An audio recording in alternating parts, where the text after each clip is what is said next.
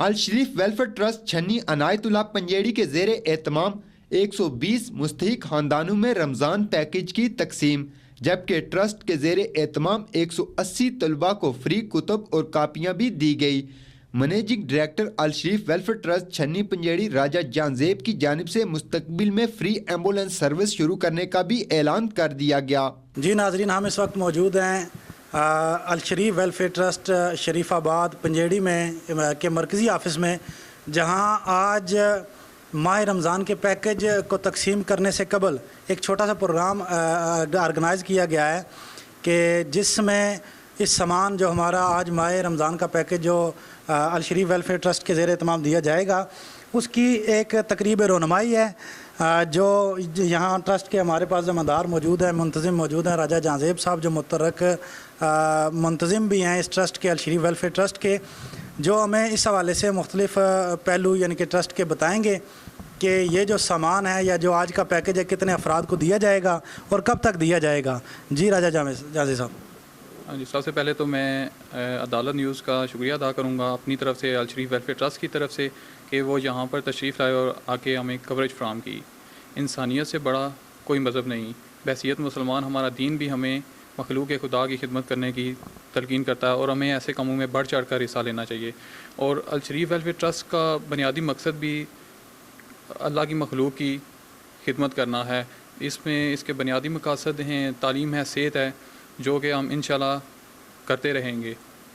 अल शरीफ welfare trust को कायम किए हुए हमें तकरीबन 6 साल गुजर चुके हैं। इन 6 सालों में हमने बेशुमार काम किए हैं, काफ़ी सारे प्रोजेक्ट्स पर हम काम कर भी चुके हैं और बेशुमार लोगों की हम खिदमत भी कर चुके हैं। इसकी डिटेल और रिकॉर्ड भी हमारे पास मौजूद है। वो जो पैकेज आप दे रहे हैं वो कितने अफराद, कितने कुंभों को पैकेज आप दे रहे हैं, रमज़ान पैकेज जो?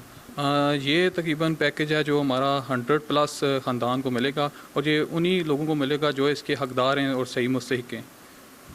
आप ये बताएं कि अब की बार जब आपने ये ट्रस्ट का जो फंक्शन ऑर्गेनाइज होने जा रहा है, ये पहली बार नाजरीन जो मुस्तहिकीन की तस्वीरें नहीं बनेगी, मुस्तहिकीन का इस्तेसाल नहीं होगा, इसके बारे में आप क्या कहते हैं कि आपको ये आइडिया किस तरह आया कि आप इलाका में जिस तरह ट्रेंड बन चुका है कि फ़ुटेज लेना, उन मुस्तहिकीन को देते वक्त उनका कैमरा उन पर कैमरा गुजारना, तो ये क्यों आपने ये रवायत ख़त्म की? जी बिल्कुल, हमारा काम बेसिक मकसद है कि गरीबों की मदद करना, उनकी खिदमत करना। इससे किसी की इज़्ज़त नफ्स से मजरू होती है, तो हम किसी चेहरे बेनकाब नहीं करना चाहते। हम एक पर्दे में रह कर काम कर रहे हैं। हमारा मकसद कोई मीडिया को दिखाना नहीं है कि वाकई हम काम कर रहे हैं, या पैसा कमाना नहीं है, हम पैसे आएंगे तो मिलेंगे। हम एक दिली जज्बे के साथ काम कर रहे हैं और इंशाल्लाह करते रहेंगे। हमें लोगों की इज़्ज़त का ख़ास ख्याल है। जी नाजरीन, ये थे राजा जानजेब साहब जो ट्रस्ट के मुतलका बता रहे थे। इन्होंने गुज़श्ता जो कुछ अरसा में जो तालीमी हवाले से काम किया है, इस हवाले से मैं इनसे पूछना चाहूँगा कि आपने कितनी कुतब दी, कितने लोगों को तालीमी सहूलियात मुहैया फराहम की? जी बिल्कुल, इससे पहले हमने रिसेंटली एजुकेशन पैकेज था वो हमने ख़त्म किया है। इसमें बेशुमार ऑर्फन स्टूडेंट्स थे और डिज़र्विंग स्टूडेंट्स थे, उनको हमने चूज़ किया है और उनको हमने यूनिफॉर्म प्रोवाइड किया है। उसके अलावा नोट्स बुक्स थी वो हमने डोनेट की हैं।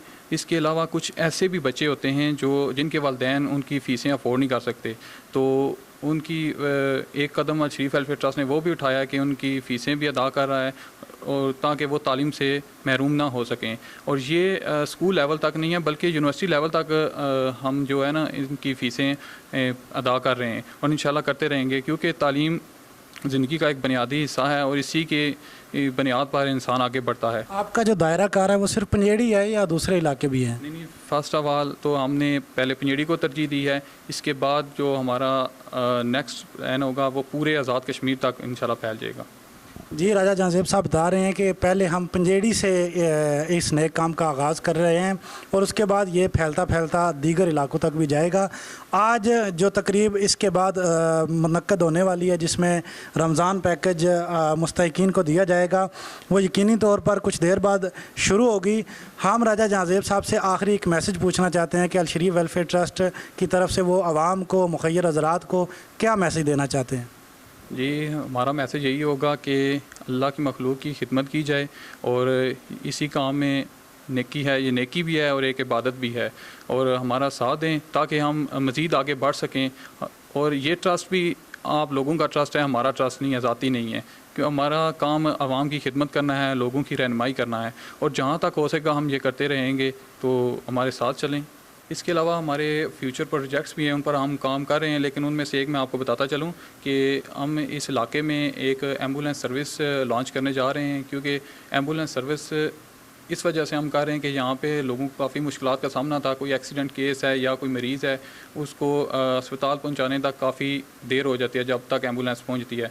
तो इस मुश्किलात का सामना जो लोग करते थे, इनको दूर करने के लिए हमने ये सर्विस लॉन्च करने जा रहे हैं, जो कुछ ही मंथ में हम लॉन्च कर देंगे।